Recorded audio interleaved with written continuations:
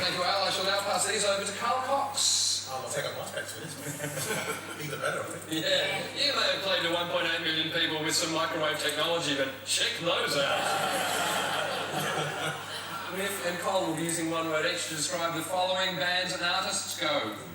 Brothers. BG! Yes! Boobies! Gullible.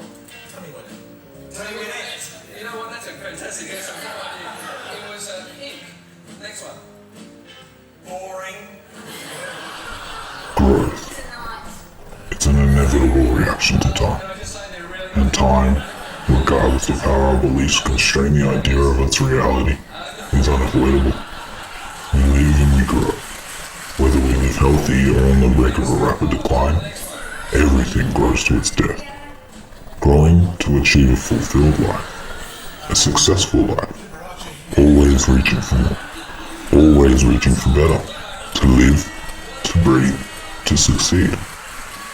Driven by tyrannic idealism that if we fail, well what? What if we do fail? The darkness in the energy of life, of fearing to fail, drives the momentum of our universe. Each soul reaching higher, each organism growing larger, each virus spreading further for the benefit of its legacy. So then, in turn, it can leave its mark and its influence in the world it lives in before moving on. We are subject to learn and to grow, to overrule with our beliefs, to pass on lessons that we've learnt from our past generations. However, take a tree for example. The leaves are necessary to help a tree grow. However, each leaf grows for itself, as big and best it can, to help the branch it lives on grow, to then improve the limb which creates a taller tree.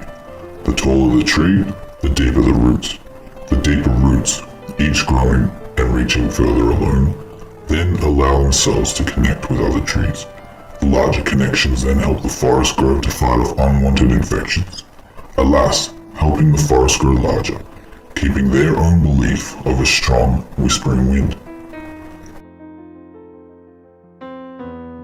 And the way things grow is simply a reaction from the friction of its neighboring energies.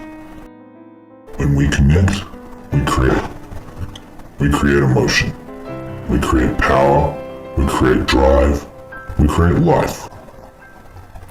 Everything has been created from a particular mix of energies, from positive to negative, from thick to thin, light or heavy, soft to dense. And we have the power to choose where to direct those energies we possess that we've been granted from our lessons. Or we either choose our energies to destroy. The decisions that we choose from what we are represented with whenever we're faced with options, which direction to go, is a power we are blessed with. To choose which story we follow, from the endless possibilities and outcomes we receive through our minds, to then allow the story to follow and return again with new decisions. In each slice of time, in its fractions, like a flip book, is a new page to the story. The history of where it once was from, to where our energies now belong, written by the movement that we create from our decisions. Stories within stories, fractals and fractals, dimensions in dimensions. From the power within the force of the energies that propel through our souls, we must stay strong to our beliefs. We must allow the fear for the world's desire of corruption motivate the necessities in our freedom. Understand the requirements of banding together and revolutionizing an army to fend against our unwanted virus and our ugly soils. To keep our forest breathing, to keep our stories flowing. And, like the trees, as awful as it may sound, is the same with our own race.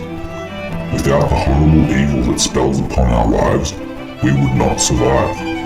We crave corruption. We all demand destruction.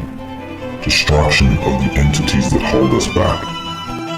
And it's fucking beautiful. We need to learn to understand that the larger and more widespread our race, the further our legacy moves on. So allow us to be the next story that feeds you your motivation. Let's go. A story of what has been created through us all. A story of the truth. Sickest House. The story that writes itself As you read it, whilst it writes it.